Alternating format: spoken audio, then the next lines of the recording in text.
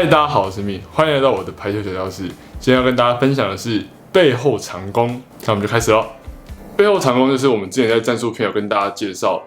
战术5号，那5号就是举球员用背举的方式往后面的标志杆举，那通常都会是2号位的攻击手来攻击。那通常在这个位置攻击的人都会是副攻手或者是所谓的副举。就是在比赛的时候，你很常会看到举球员往前面跑，然后跑一跑之后举一个挖苦，然后最后都是对方一支拦网，然后对上我们的一支攻击手，然后1对1单挑。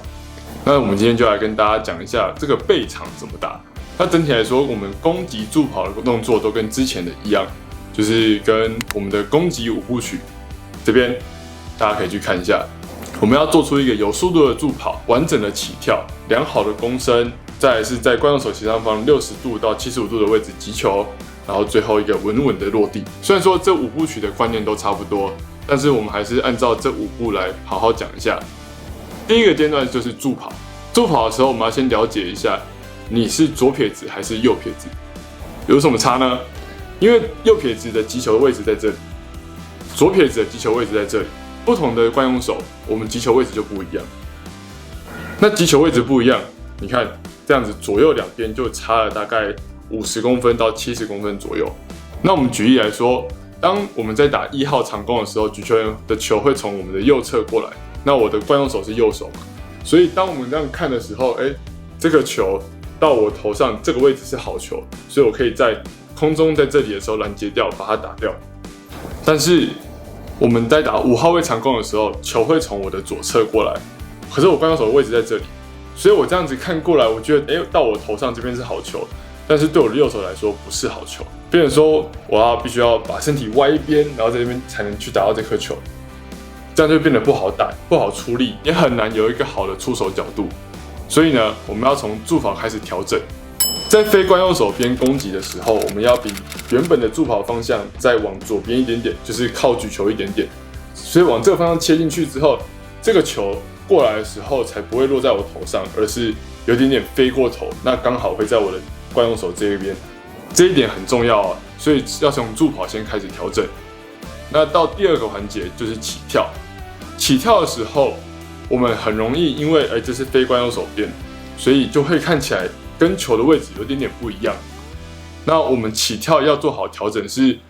在这个位置的时候，在打背长的时候，尤其是右撇子的人，很容易飞过头，很容易跳到网子边，就是跳得太近网，然后变得说很难处理这个球。所以我们这时候要好好的抓好起跳的位置，起跳点就变成说要离网子再远一点点。原本我们在右边这边助跑的时候，其实可以很顺的进去，就是这是网子。然后我们在这边起跳进去的时候，当我们面向场内，我们的右手惯用手是右手的话，会在比较离网的位置，所以在这边出手刚好。好，那当我们打背长的时候，来这边是网子，我们身体面向对方场内的时候，我们这边攻击，我的右手在这边，所以发现了吗？我的右手比较近网，我右手离网子比较近，所以变成说我在这边很难去出手，因为很容易太贴，就是跳太贴。当我们在打1号长弓的时候，我们可能起跳位置是抓在1公尺左右的地方起跳，然后跳进去打。但是当我们到后面的时候，我们可能就要抓一个1.5米，就是再抓更远，我们才可以让我们的右手好好的出手。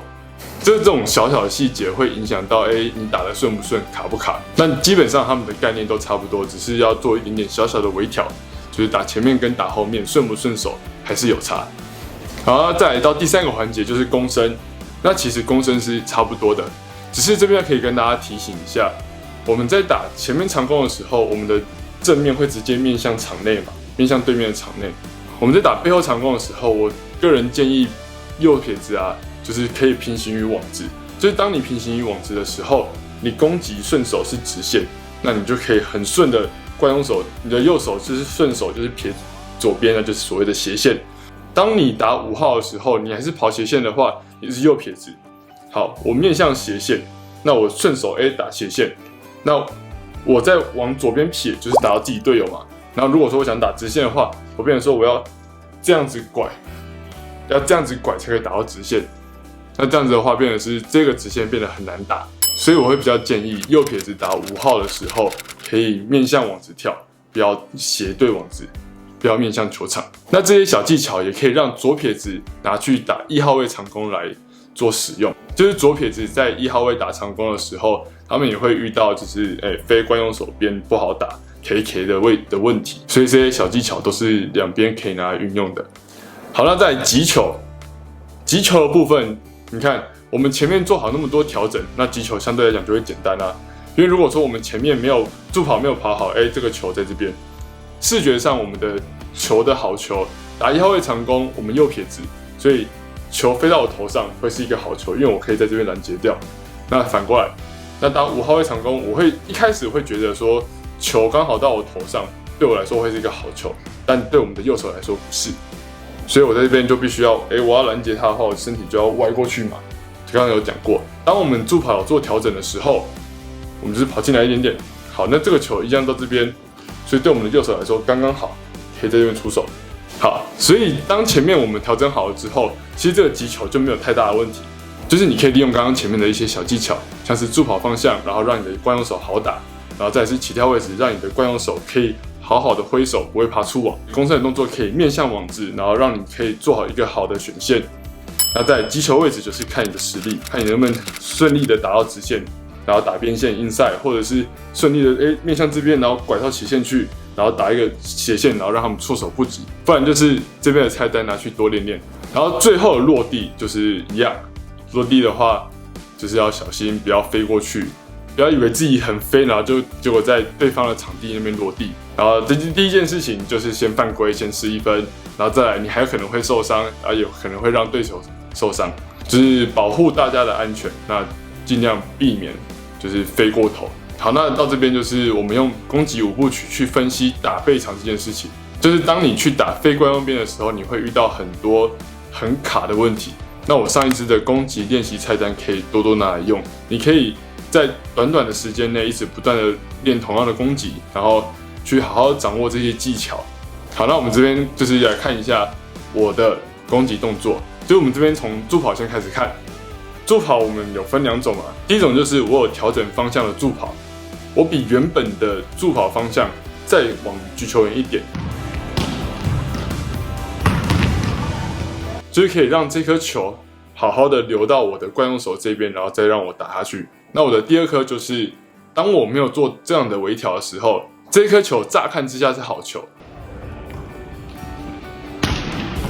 但其实我的出手很卡，没有办法好好的出力，没有办法好好的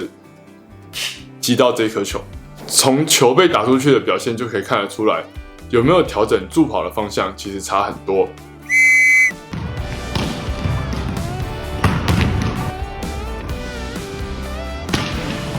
好，再来就是大家注意一下，我起跳的位置，可能没有抓好的时候，也跳得太靠网。